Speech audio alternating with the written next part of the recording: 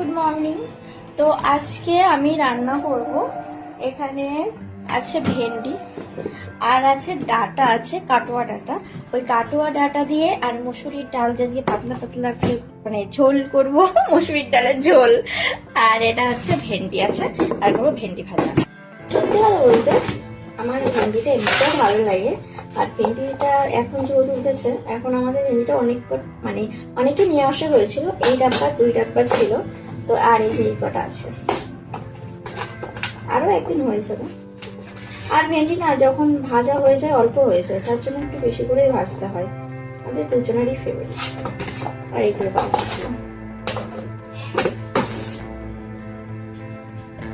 Hello, আমার আয়নাটাও এমন দিনে ভেঙে গেছে। তো এখন আমি সকাল সকাল স্নান করে নিয়েছি, আবার বিকেলে স্নান হবে। সকালে স্নানটা সব থেকে মেন, তার কারণ এই যে ভাত করতে হবে, মানে উনুনের কাছে যেতে হবে, আর বাসি গায়ে তো উনুনের কাছে যেতে নেই। তার জন্য এখন ফ্রেশ হয়ে যাবো রান্না করতে।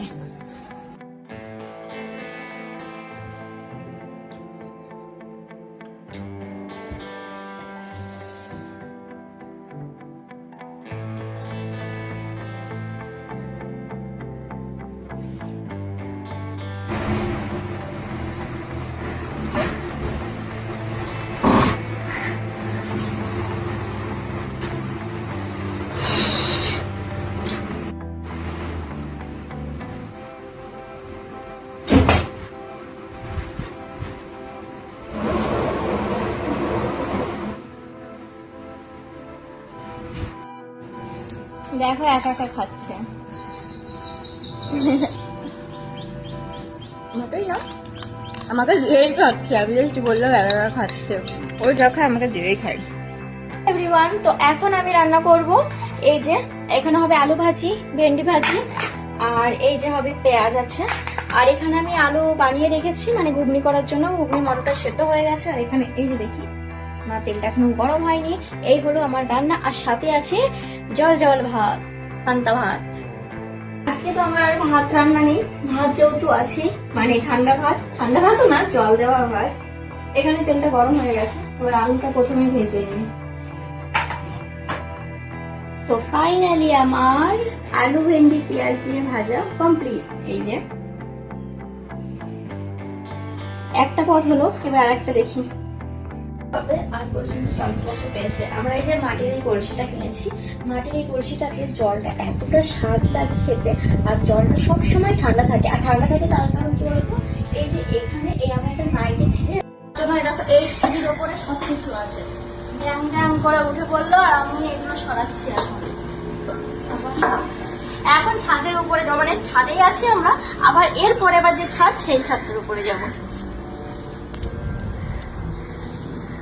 বাবা কি রোদ, বাবা ছাদের উপরে কি গরম। আর এই যে আমাকে মনে হচ্ছে পেরিগেট দিয়ে বেঁধে রেখেছে।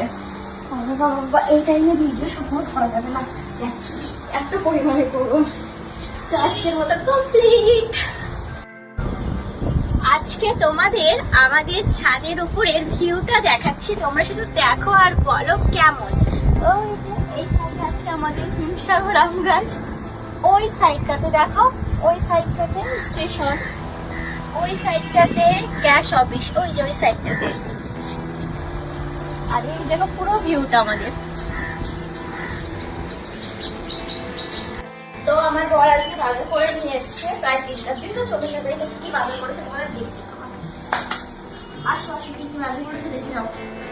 আর এই যে আমার কি বলে এটা, টুল। দেখি, এখানে তরমুজ আনতে বলেছিলাম, আমাদের এখানে একজন তরমুজ নিয়ে আসে বেশ ভালো। তো ওনাকে কদিন ধরে বলেছিলাম, ওনার কাছেও আসছিল না। তো কালকে বললো যে দাদা তরমুজ আসবে, তার জন্য দেখো ওটা তরমুজ নিয়ে এসছে, এটা এখন ফ্রিজে যাবে। তার সাথে এই যে রোজ আমাদের লাগে টমেটো, আর এই যে ধনেপাতা, এইগুলো আরো আছে। তো আজকে একটা নতুন রেসিপি আমি বানাবো, তার জন্য এই যে কাস্টার্ড পাউডার আছে এখানে।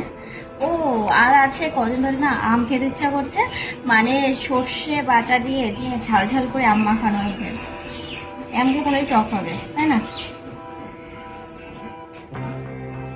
আছে এই যে বাবা কলমির শাক, দেখো তাহলে 3টে কলমির শাক নিয়ে এসছে। তাহলে তো এই যে তিনটে 3 রকম শাক নিয়ে আসলেই হয়ে যায়। 3টাই কলমির শাক নিয়ে আসতে, মানে মাঝে মাঝে বাজার করে এমন যে মাঝে মাঝে বাজার করলেও হাসি পায় দেখলে। আর এই যে আছে পটল, উচ্ছে আর ভেন্ডি। ও বাবা, আমার চিচিঙ্গাটা আনিনি ও, কারণ পটল ভেন্ডি আর উচ্ছেটাই এনেছে। এই হলো মানে সবজি বাজার। আর এই যে আছে সাবান, বাসন মাজা। আর ঝাল টাল আমাদের আছে বলে আর আনেনি। আর একটা জিনিস এনেছে, তারাও দেখাচ্ছি। এবার দেখি কি কি মাছ এনেছে। বাবা, মাছটা মনে হয় ও ইলিশ মাছ।